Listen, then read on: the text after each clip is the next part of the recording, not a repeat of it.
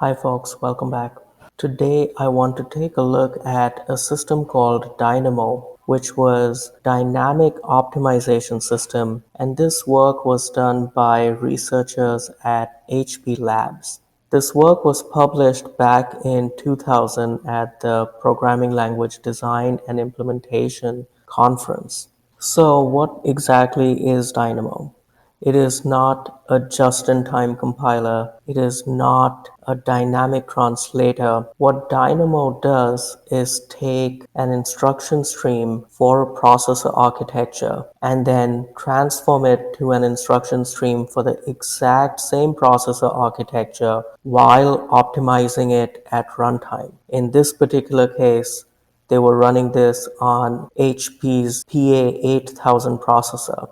So Dynamo takes binaries that are statically compiled to the HP PA8000 architecture, and it runs them on the exact same architecture, but it watches them at runtime and optimizes them at runtime.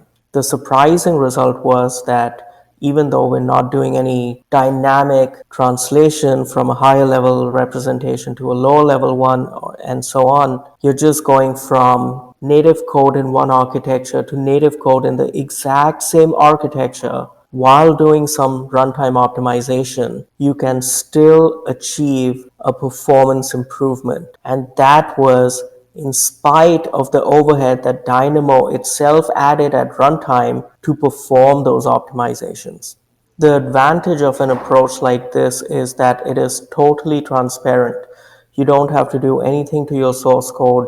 You don't have to do anything to your binary. This performance gain is achieved purely at runtime with no programmer assistance required. Before we even get into how Dynamo works and what kinds of optimizations it performs, let's jump ahead and first look at some of the speedups that it achieves.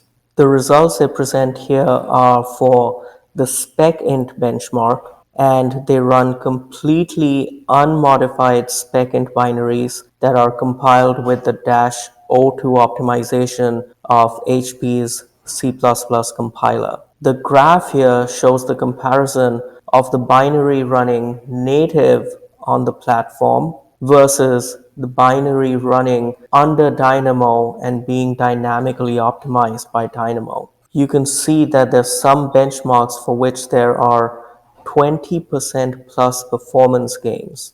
Across all the benchmarks, the average gain was about 9%, which is very significant considering that these are already binaries compiled by an optimizing compiler. There were a few cases in which Dynamo could not achieve a performance improvement, and in those cases, Dynamo quickly realizes that it is not adding anything and bails out to direct native execution of the original binary. So how exactly is the Dynamo system achieving these performance gains? From the point of view of the binary, Dynamo just looks like a PA8000 interpreter that just happens to also run on a PA8000 processor.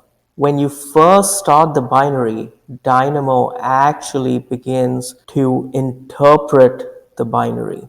So it's actually interpreting the PA8000 instruction set in software. And of course, this is much slower than directly executing that on the hardware itself. But the reason Dynamo starts out interpreting is that it needs to identify a stream or a sequence of hot instructions. It calls this hot instruction sequence a trace. And by hot, we just mean a sequence of instructions that is repeatedly executed very frequently. Once it has identified a hot trace, Dynamo then optimizes it and generates modified, optimized native code for it and stores it in a cache. This newly generated code is called a fragment. So a trace was a sequence of frequently executed instructions from the original binary, and a fragment is an optimized version of that trace. And once it has generated this optimized fragment, Subsequent executions of that hot path will execute this optimized fragment. It is this optimized fragment that buys us the performance gains that we see from Dynamo, enough to even offset the overhead of this interpretation and optimization. These fragments execute directly on the processor with no overhead, and they have patched code when they need to jump back to the original binary. Essentially, what is happening is that as program execution proceeds, its working set is noticed by Dynamo. It gets optimized as traces and comes into the fragment cache. And once enough of the working set has been optimized and is in the fragment cache, Dynamo has to do very little work. It very often happens that the majority of a program's execution time is spent in a very small portion of its code. And that is what Dynamo is exploiting. Once it has optimized that small, hot part of the code, the optimized version gets executed repeatedly and pays back for the overhead of Dynamo's interpretation and optimization. On the benchmarks that the authors ran, which was SpecInt 95, they saw that Dynamo's overhead was less than 1.5% of total execution time. Let's look at a concrete example of a program's control flow and how it translates into a trace. Suppose you have a program with an if branch like this, and at the end you call out to another function, which itself has some branching, and it then returns back to the original function. This is how the code is going to look when it is laid out in memory, with branches going between the various blocks. Now let's assume that the hot path of this code, the path that is executed much more frequently compared to the others, is from A going to the branch C, and then when you come into this method, from G going into the branch H. Now Dynamo is going to notice that this is a hot path, and it is going to make the following trace, which consists only of the hot path. So note how this is going from A to C and D, and then once it's in the other method, it's going from G down to the branch at H. And at the end of this trace, you have stubs that go back to Dynamo to execute the rest of the binary. Note that unconditional branches, such as this jump to a new function, are totally redundant in the trace. So when you look at a trace this way, after you clean up all the branches that are redundant within a trace, what you have left is a single entry multi-exit sequence of instructions with no control join points inside it.